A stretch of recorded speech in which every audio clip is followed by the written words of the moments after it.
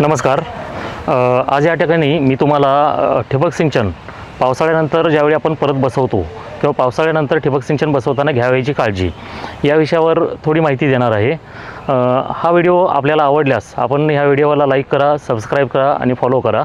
बऱ्याच वेळा आपल्याला असं होतं, कोकणामध्ये भरपूर पाऊस असल्यामुळे आपल्या लॅटरलमध्ये किंवा पाईपमध्ये फिल्टरमध्ये शेवाळाची वाढ होते, तसेच सूक्ष्म जीवाणूंची वाढ होते आणि हे सूक्ष्म जीवाणू किंवा शेवाळ किंवा बाकीचे जैविक घटक हे पाईपमध्ये लॅटरलमध्ये ठिबकमध्ये अडकून त्यामध्ये असमान वितरण चालू होते.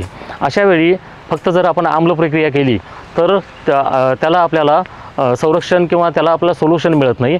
अशा वेळी आपल्याला क्लोरीन प्रक्रिया देखील करावी लागेल.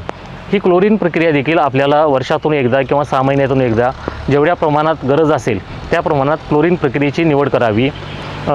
जर आपण बघितलं तर ठिबक सिंचनसाठी क्लोरीन प्रक्रिया करताना 30 ते 50 मिलीग्रॅम पर लिटर या प्रमाणात क्लोरीन प्रक्रिया करावी.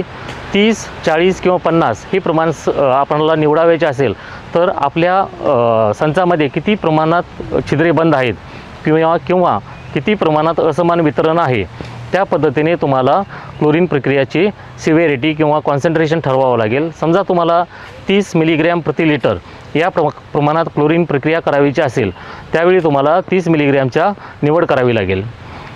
साधारणतः क्लोरीन प्रक्रिया ज्यावेळी आपण करतो त्यावेळी बाजारात उपलब्ध असणारे सोडियम हायपोक्लोराइड किंवा कॅल्शियम हायपोक्लोराइड यासारखे घटक आपण वापरू शकतो.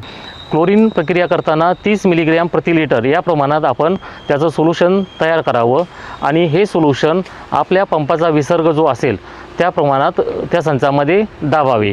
पण त्याआधी हे मिश्रण तुमच्या संचामध्ये दाबण्यासाठी तुम्हाला एकतर व्हेंचुरीचा वापर करावा लागेल, एकतर तुम्हाला फर्टिलायझर टँकचा वापर करावा लागेल किंवा तुम्हाला डायफ्रॅम पंप किंवा पिस्टन पंपाचा वापर करावा लागेल. याच्या साहाय्याने तुम्ही ठराविक दरानुसार क्लोरीनचं जे सोल्युशन असेल ते तुमच्या संचामध्ये दाबू शकता.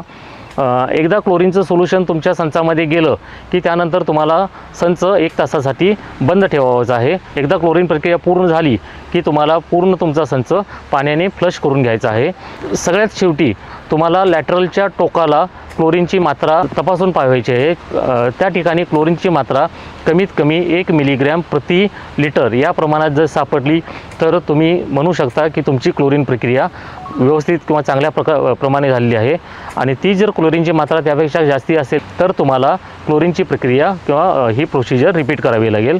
अशा प्रकारे आपण क्लोरीनची मात्रा देऊ शकतो आणि आपला संच जैविक घटक जसे काही शेवाळ असेल किंवा जीवाणू असतील यापासून मुक्त ठेवून आपण चांगल्या प्रकारे त्यापासून समान पाण्याचं वितरण शेतामध्ये घेऊ शकतो. हा व्हिडिओ लाईक करा, सबस्क्राईब करा व फॉलो करा.